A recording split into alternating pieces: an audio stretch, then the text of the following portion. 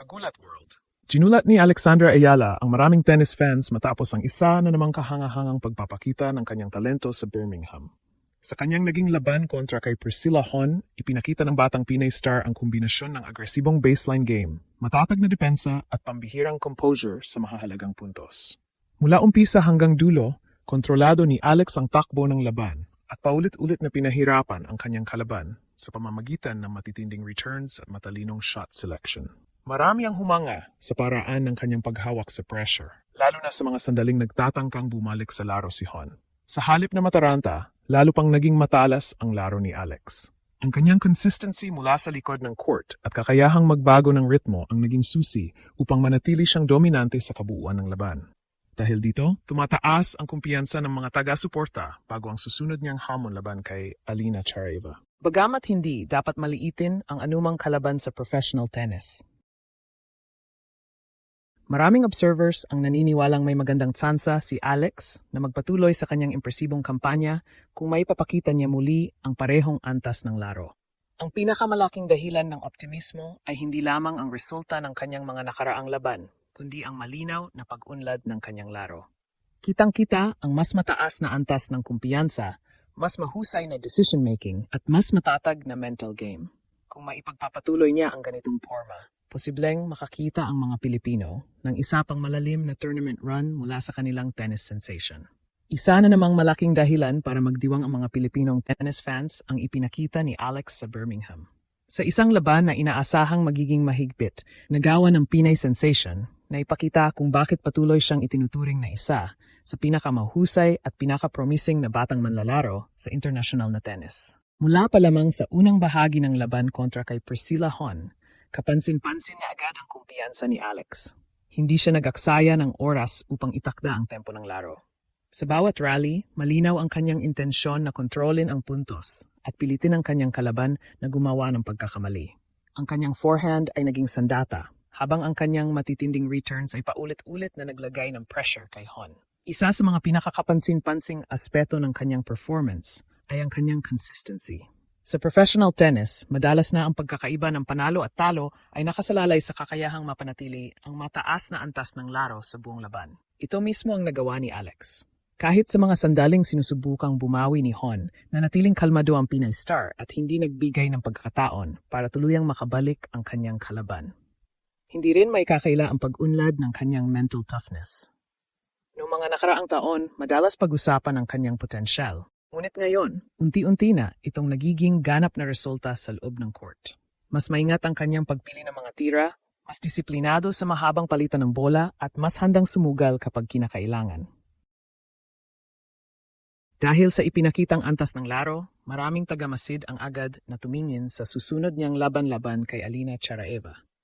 Bagamat walang garantisadong resulta sa tennis at anumang manlalaro ay may kakayahang maghatid ng sorpresa. Malinaw na papasok si Alex sa laban na may mataas na kumpiyansa at positibong momentum. Ang magiging susi laban kay Tsareva ay kung mapapanatili niya ang agresibong estilo habang iniiwasan ang mga hindi kinakailangang errors. Kapag nagawa niya iyon, maaari niyang ilagay agad sa depensibong sitwasyon ang kanyang kalaban. Mahalaga rin ang kanyang serbisyo at return game, dalawang aspeto na naging matibay sa kanyang nagdaang performance. Sa kasalukuyan, nasa tamang direksyon ang pag-angat ni Alex.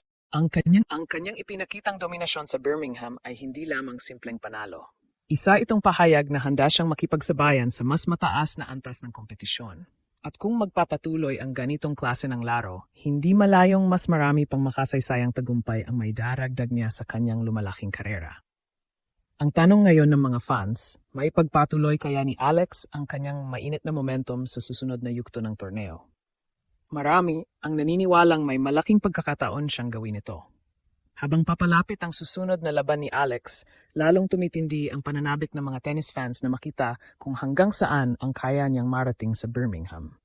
Matapos ang kanyang napakalakas na performance laban kay Priscilla Hon, maraming analysts at supporters ang naniniwalang nasa isa na naman siyang magandang posisyon upang maghatid ng panibagong impresibong resulta. Ngunit sa kabila ng lumalakas na kumpiyansa ng publiko, hindi magiging madali ang susunod. Si Alina Tsareva ay isang manlalarong kilala rin sa kanyang pagiging matatag sa baseline at kakayahang manatiling kompetitibo kahit nasa mahirap na sitwasyon. Ang ganitong klase ng kalaban ang karaniwang sumusubok sa disiplina at consistency ng isang manlalaro sa buong laban. Para kay Alex, mahalagang maipagpatuloy niya ang mga positibong bagay na kanyang ipinakita sa nakaraang laban. Isa sa pinakamalaking sandata niya ay ang kanyang kakayahang kontrolin ng rally mula sa unang mga tira pa lamang. Kapag siya ang nakapagdikta ng bilis at direksyon ng puntos, mas nagiging komportable siya at mas napilitang mag-adjust ang kanyang kalaban. Napansin din ng maraming taga-subaybay na mas agresibo na ngayon si Alex kumpara sa kanyang mga nakaraang torneo. Hindi na lamang siya umaasa sa paghihintay ng pagkakamali ng kalaban. Sa halip, siya mismo ang naghahanap ng oportunidad upang tapusin ang puntos. Ang pagbabagong ito sa kanyang laro ang isa sa mga dahilan kung bakit mas nagiging mapanganib siya laban sa mas mataas na antas ng kompetisyon. Isa pang mahalagang aspeto ay ang kanyang lumalakas na kumpiyansa.